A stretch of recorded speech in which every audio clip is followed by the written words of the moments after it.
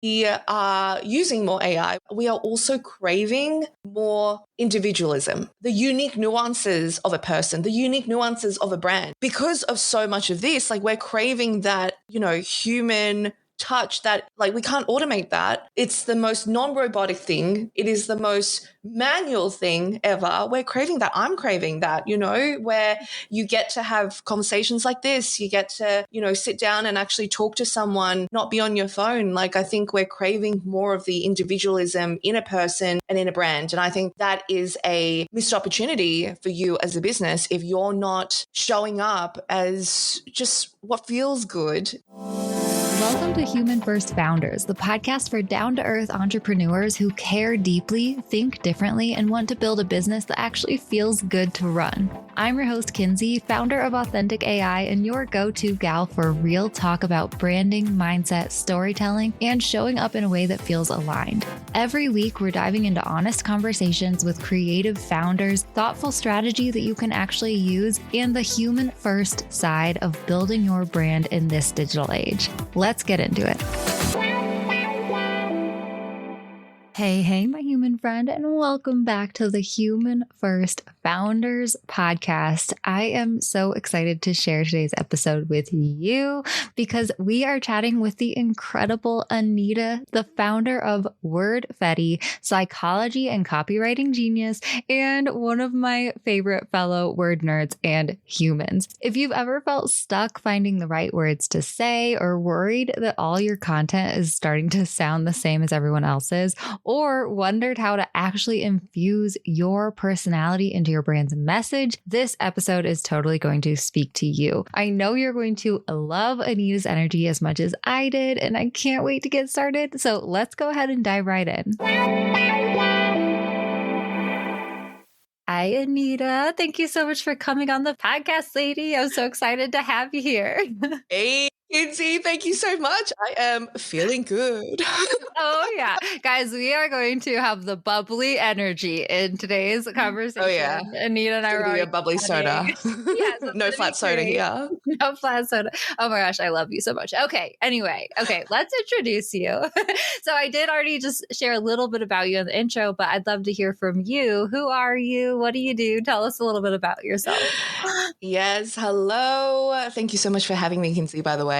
Hi, everyone. My name is Anita. I am the founder of Wordfetti. What we do at Wordfetti is we teach brands that kind of want to zig when others zag, how they can stand out and make more sales through the power of psychology and words. So I'm deeply fascinated by why people buy, why people don't buy. So a lot of what we teach and what we're all about is ingrained in psychology. So yeah, now we teach businesses and copywriters and marketers, I guess, a lot of the methodology around psychology-backed copy, empathy-based, humanized language and copy, all of that. So I think, words at the end of the day, this is something I'm so passionate about, but it's like words are the central medium in which how you and I connect, communicate, and share ideas. It's like this free tool we all have that we all use every single day to connect and communicate. And I think it's so important that we're intentional with the language that we use every day, but also obviously in our marketing and in how we're selling. So yeah, all things words. And my audience knows too that I'm totally a word nerd. I think a lot of us are. So guys, it's going to be getting nerdy up in here. Yes. I do like to kick off these conversations by just asking you about like your journey in entrepreneurship. How have you gotten to where you are today? What does that look like for you, lady? Yeah, I wish I could tell you I woke up and was like, oh my gosh, I'm going to be a copywriter. Yeah, that's exactly what I'm going to do. It was not like that. It was a very non-linear journey to doing what I do. So I started Wordfetti 8 years ago, and it was actually a side hustle. It was my third side hustle, actually, and the previous two failed, in case you're wondering. And I was actually a lawyer. So I worked in corporate, I worked in government, and I was a lawyer. A lot of people are surprised when I tell them. They're like, you do not have the personality of a lawyer. And I'm like, I agree. Yes, I agree. So I worked in policy. I worked in a number of different departments, including domestic and family violence to strategic policy in government, which, look, it was very rewarding work. And I studied I studied law and psychology in university. It took me 6.5 years for two very expensive pieces of paper. No idea where they are. But it was rewarding work, but it just, it was missing the zing factor for me. So that was the biggest reason why I had these creative side hustles. Like I did photography at one stage, which is crazy because I remember going to weddings and just taking photos during the weekend after my corporate job.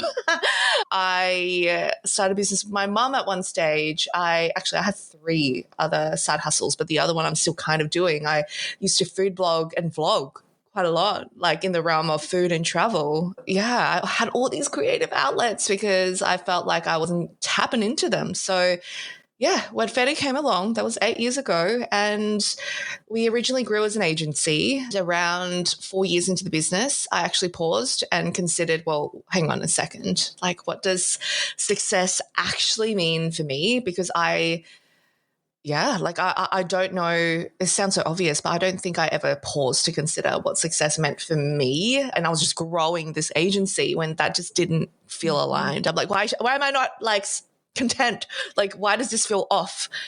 So that's where we, really refined what we did to teaching. And here we are today. Yes. Yes. Oh, man. And so many little parts of that journey are like just so relatable for so many of us, from having different passions to kind of splatting spaghetti on the wall to see where do I want to follow my creativity to, I went through that as well with whenever I first started Feel Good Social, and I kind of, everyone was teaching the agency model and this is what you want to do to scale and stuff. That's it. You just hire more people, right? Yeah. And I was like, no, I don't think so. So really just giving ourselves permission to find out whatever is going to work for us, and also pivot when we need to pivot. Ugh, I love that so much. Yeah. But I want to talk to you a little bit about kind of the psychology behind crafting your messaging and finding those words that are right for you. You know what I mean? What does your process look like when it comes to helping other people do that? Yeah. Well, I would first of all say when it comes to writing in a way that feels good, I think so often people jump straight to, I got to find the right words. I've got to find the right language. What should I say? How should I say it? When really, I think the first step is you've really got to be obsessed with 2 things beforehand. 1, the audience that you're serving. You've got to be obsessed with them. That's number 1. So obsessed that you're just oh, wow. You think that way. You're probably going to feel this way if you look at this word. And then you've got to be obsessed with the problem that you're actually solving for this person, this human. Because at the end of the day, we are all in the business of problem solving. Okay, all of us, or not, you like it or not, you're in the business of problem solving. You've got a solution to a problem that someone has. So unless you're really obsessed with the problem you're solving, how this is showing up in your audience's world, why they should be prioritizing it right now and all of that, and really obsess also with the audience that you're serving, it's actually going to be very hard for you to articulate the language and the words to communicate with them, to converse with them, because ultimately that is what writing copy, writing content is all about.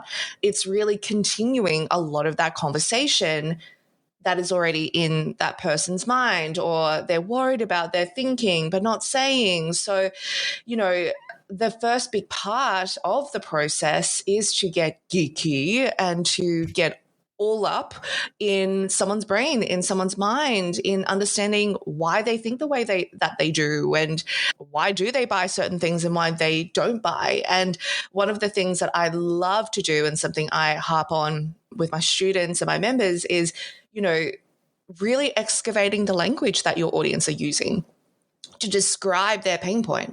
They might not say, I need to find a copywriter. If you're a copywriter, they might be like, I feel so stuck with the words that I'm using for my business, or I feel stuck with trying to communicate what I'm trying to say. Like, so really think about like the language that they use, or they might be like, I feel like I will write something and then I'll just like backspace. I feel like I'm scatterbrained every single time I want to write about my business. I feel stuck when I write about my business. So like really consider the language that your audience is using. And a really simple way, one of my favorite, most practical ways is to, ask more questions with your audience and really consider how they respond to it. So, for example, if someone, and getting curious with it too, I might say, Kinsey, because when someone is like, this is out of my budget, as an example, a lot of the time businesses will look at that and be like, oh no, I need to change my price. I need to discount. I need to like slash this off to 1 cent. No, like that's not the case. Like when someone says this is out of my budget, chances are you might not have, you might be outside of their budget. That's 100%. You might just be outside of the budget for some people. But sometimes it could also be the fact that you haven't actually communicated the value of your offer. And as a result, they don't prioritize it because they don't see it as a need. They see it as a want. You're selling the vitamin as opposed to selling the painkiller. Mm-hmm. You know what I mean? So it's like the little nuances of that I find so fascinating. But I would say as a practical tip to any of your listeners, like just be obsessed with the conversations your audience are having and be obsessed with the problem that you're solving. Yeah. Well, you know what just popped up for me too? It's so funny. It's like the little nuances. Like, okay, I literally was just filling out someone's survey, that people send out start of the year surveys for customers and stuff. And one of the questions was like, what would be holding you back from investing in this offer or something? And she had like a few different canned responses. And then of course the other response where you can type in what you want and stuff. Yeah. And one of the canned responses was like, I can't afford this, or like, blah, blah, blah. And I was like, it's kind of that, but it's more like, is this investment worth it for me over all of the other priorities that I like? So that's what I typed into the box. I was like, it's not that like, is this worth it for me, or is that, can I afford it? It's like, is this a higher priority than everything else that I need to invest in this Absolutely. year, right? And I think we need to be so careful with, I'm all for these questionnaires, all for these insight surveys, but the way in which you frame the question, you could literally be adding bias to it immediately just by how you're framing the question, how you're shaping the question. I mean, one suggestion I would have is not even do it as a multiple choice. Like, why do it as a multiple choice? Like, just let your audience tell you in words why they're not committing, And I would also say, aside from cost, literally, why not? Like, because cost is such a subjective thing. Like, that should not be, if you stand by your product and this is of value and this price feels good, price should not be the thing you even like test. Like, it's validated. People have paid for it. It's of value. People have told you about it. It should be aside from costs. Like, why didn't you join us? Why? Because price is so subjective. Yeah. And often, exactly, that's kind of what I was thinking. It's like, well, and she didn't even say how much the price was in the survey or whatever. So I was like, well, I don't really know. But like, it's more, it doesn't even matter the cost. It's like, is it worth it for like my goals and stuff? But something else that popped up for me recently too is like, lately I've been doing a lot of live workshops or like live co-working sessions and stuff. I'll host live workshops for Authentic AI, or I'll do like this get it done week for one of my courses after the fact, like after the doors close and stuff. And that I found has been an awesome way to really communicate with my people, like in that natural in way. live time. Yeah. And like paying attention to like the questions they're asking or like the wins that they're seeing and like specifically how they describe what's exciting for them or what's hard for them, Yeah, there's nothing better than to actually have like a live conversation with your audience. Like I remember doing like even little like one-on-ones in our membership where we just connected and talked, and just the natural flow of conversation someone will say something and you're like, oh, what do you mean by that? Can you tell me more about what you mean by this? You know,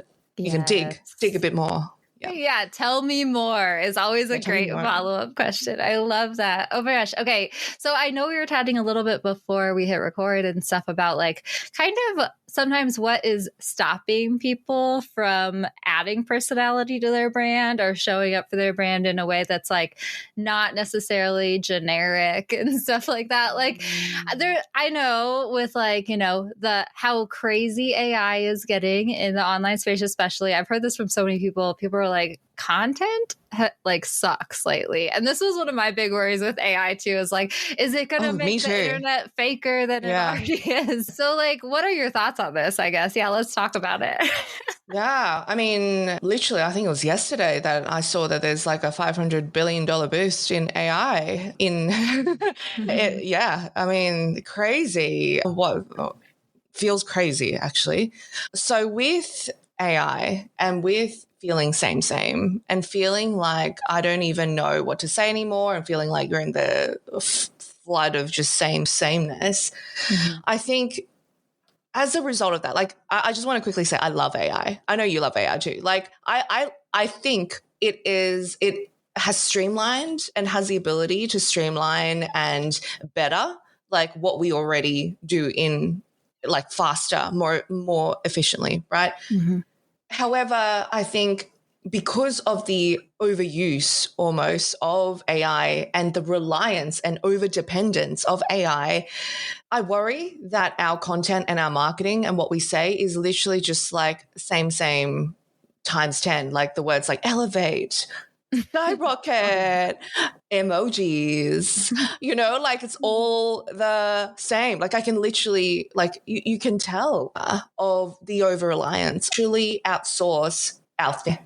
When really, whatever platform you use is really a tool to help you take, like, you've got to take the thinking to then use AI to then create the things. Like you've got to inject your thinking into it. That's the thing that sets you apart. Why are you literally relying on a robot that's like trawling through the internet to get you all the things? Like why are you trying to go to an AI bot to outsource your thinking and tell me all the things that's going to make it unique? It's not going to tell you things that are going to be unique because it's literally trawling through the interwebs to find all the existing things that are out there. So that's, I think, that is what I think is a bit dangerous for businesses when they literally rely on AI for all of their ideas, for all of their strategy, for all of like the ways in which they can be different, you know? So, and I've said this previously, but more so even now, like, ChatGPT is only as good, or AI is only as good as what you put as the input. Like the output is only as good as the input. You give it a crappy input, it's going to give you a crappy output. I think there's that, like the over-reliance on AI for insight and perspective. And I think this year, like more so this year, as ironic as it sounds, we are using more AI, we are using more of this, but we are also craving more individualism, like the unique nuances of a person, the unique nuances of a brand. Like because of so much of this, like we're craving that, you know, human touch that is so not, like we can't automate that. It's the most non-robotic thing. It is the most manual thing ever. We're craving that. I'm craving that, you know, where you get to have conversations like this. You get to, you know, sit down and actually talk to someone and not be on your phone. Like I think we're craving more of the individualism in a person and in a brand. And I think that is a missed opportunity for you as a business if you're not showing up as just what feels good to you. And I know that's something we feel so aligned with. You can see you and I, like, hello, feel good social. But it's like you've got to feel, instead of showing up as this person that you're supposed to show up as and what you see someone else in your industry is doing, like just embrace all of the unique nuances of you. Like for me, that was such a massive exhale. Like when I was like, you know what, I'm just going to be that weirdo like online because that is me. You know, you either like it or you don't. But, you know, like the full like HD version of you, please, which is very hard to, like when you lean on ChatGPT, it's not going to be able to spit that out, you know? So Yeah, those are my thoughts. Like over reliance on AI, the dangers of that, and also how I just think that more than ever we are embracing individualism and the unique nuances of people, and we want to see Yeah. more of that. Oh, I know we are so like, guys, this, you need to go listen to Anita's podcast as well. Cause I feel like Kinsey's going to be there. the down under version of Kinsey, you know, down there. But Yeah, literally, like, sister from another mister. seriously, I love it. But for sure, you know, and I agree totally. I will talk about this on your podcast, but I talk about using a human first approach to AI tools where you're bringing your ideas to the tools and allowing it to help you expand, clarify, organize, all that stuff. But it really does like start with you. And now more than ever, like you are going to be the superpower for your brand. Yeah. And like actually it might become a little easier to stand out online with so many people using AI just in a generic way, right? So for the people who are like, okay, Anita, I hear you. I'm supposed to show up online as like myself, my dorky, weird self, which I do too. That's part of my actually Feel Good Social brand story is how I like used to think I needed to be like all the big names online. And then I finally leaned into who I was. I'm like, yes, this is so massive much exhale. nicer, right? Yeah. So like for the people who are like, I hear you, but like, firstly, I don't think there's anything really unique about me, or like, how do I find my weirdo-ness? And then also like who might be a little afraid to show up in that way because it can be kind of scary and vulnerable to like finally like lean into showing up as who you are, you know, like what do you say to those people? Let's take a quick break. Do you want to create more Instagram reels but get stuck on what to post? I hear you. That's why I'm excited to share our new free resource, the Reels Prompt Playbook for ChatGPT. This playbook includes 20 ready-to-use AI prompts for Reels, hooks, and captions, and makes it super easy to create trendy content that grabs attention without spending endless hours scrolling Instagram for inspiration. Whether you want to share behind the scenes, offer quick tips, or tap into the latest trends, the Reels Prompt Playbook has you covered. Download your free Reels prompt playbook at DIY with.ai/reels. And the best part, these ChatGPT prompts are designed to work for entrepreneurs in any industry. Plus, you can pair these prompts with any trending audio or any video that you find on your phone. Basically, they're super easy, super quick, and will keep your content super authentic while saving you loads of time and headache. Grab your free playbook now at DIY with.ai/reels and start showing up on Instagram consistently today. A few things I think that I use, and I'm just going to say, like, there's times when I'm scared too. Like, I'm not going to lie. And sometimes I overthink, sometimes I second guess. So it happens to all of us, I feel. I think an analogy I like to use is like, you know, let's just say you're in a car and you're driving to your destination. Maybe that destination is you want to create impact. You want to, you know, reach your ideal audience, whatever it is. Okay. But what happens is you've got this gremlin that is in the car that is trying to change the GPS in your car, being like, yeah, that's great, Kinsey, that you want to go there and you want to like reach your ideal audience. But I think we go this way. Maybe we go this way because it looks a lot safer, you know, like, I don't know if you want to go that way. I don't know if you should go this way. And look, the gremlin's there to protect you and to be nice to you and to make sure you don't get hurt, right? And this gremlin could be a perfection gremlin. It could be an imposter gremlin. It could be a gremlin that is just like, oh, but what will your, you know, your mother-in-law think? What will your sister-in-law like it could be, it could show it in a number of different ways. You could have like 10 gremlins in the car, okay? Trying to change the GPS, which sounds very chaotic. But, you know, this is where you get to choose. Are you going to let the gremlin change your GPS to another way, like another route? Or are you going to be like, cool, gremlin. No, you're there. No, you're trying to keep me safe, but I'm just going to put you in the child seat at the back and we're still going to go here, you know? Like, just even that analogy for me, well, it makes it a little bit more fun, but that's exactly what happens, right? Like the gremlins, sorry, like they're not going to go away. You're going to be scared. You're going to feel wobbly. You're going to feel different things sometimes when you're speaking about a particular topic. Should I talk about this? Like, is this too controversial? Like, there's going to be a lot of different things. And I think it's important for you to come back to, well, like, obviously the message you want to share and what you stand for and all of that. But then you need to choose, like, are you going to let the gremlin take the wheel, or are you going to drive? So I think that's one thing that I feel like has helped me a lot. Like, every time I'm about to speak, every time I'm about to post something that I'm like, do people care? I'll still do that thing and come back to, you know, like, what feels good for me. I think that's one. I think the other thing is, at the end of the day, like, we are all communicating and connecting to other humans. And I think there's one thing I admire and I adore so much. And when one of my members tell me that they're scared of putting themselves out there, and I'm like, mention and share that, share the vulnerability in you feeling a bit wobbly. Like, I think people will, one, you're not trying to be someone like anyone different. And I think the fact that you show up, even if it's a story, even if it's a post, it's just like, okay, this feels scary, but, you know, I'm going to do it. I'm going to put myself out there and I'm going to introduce myself. This is me, and this is what you can expect by following my account or by following my newsletter or whatever. But, like, just simple acceptance, but also embrace of the fact that, hey, this feels a little bit scary, but I'm sharing it with you because I stand for this and I really want to share more about X.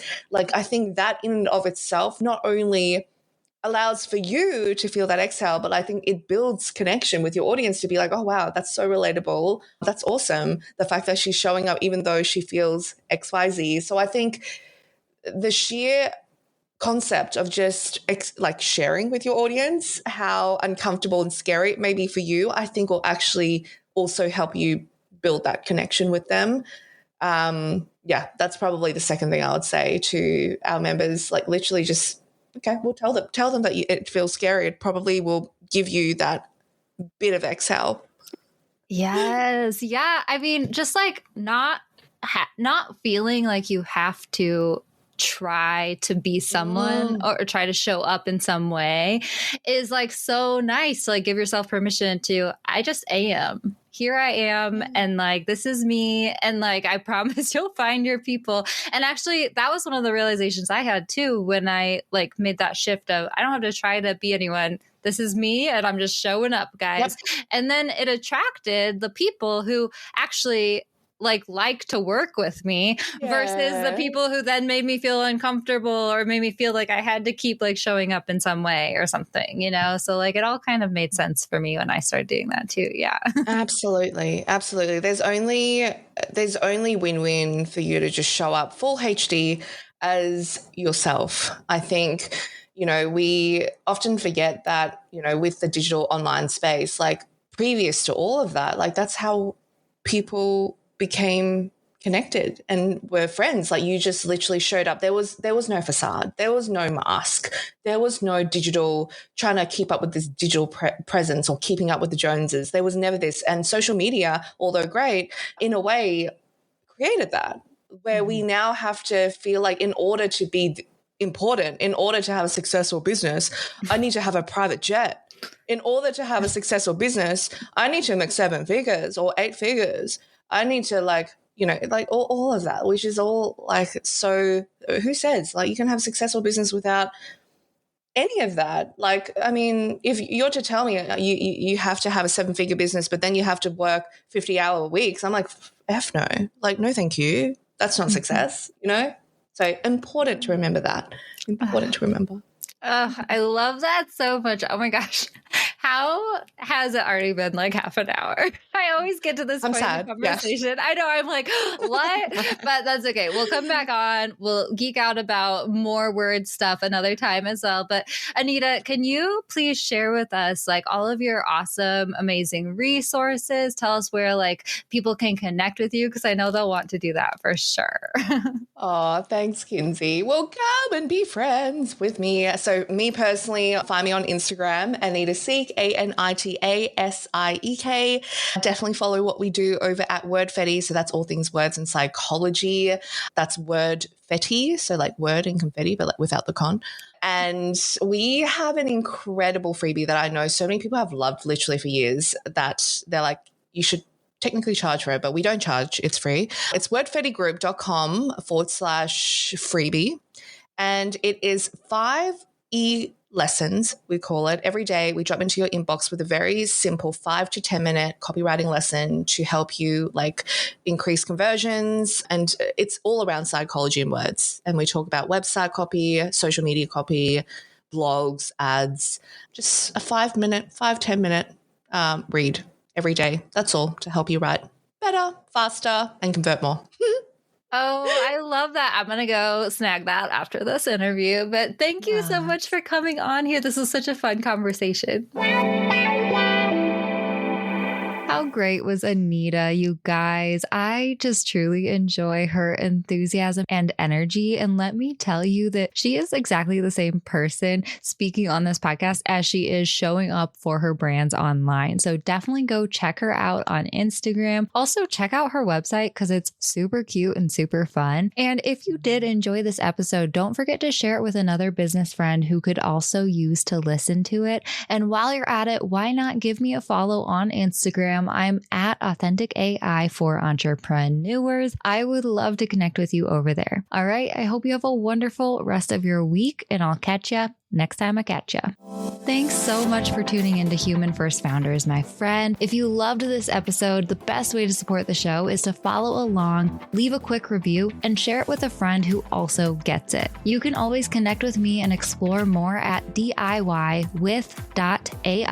or come say hey on Instagram at Authentic AI for Entrepreneurs. Keep building boldly, stay human, and I'll catch you in the next one.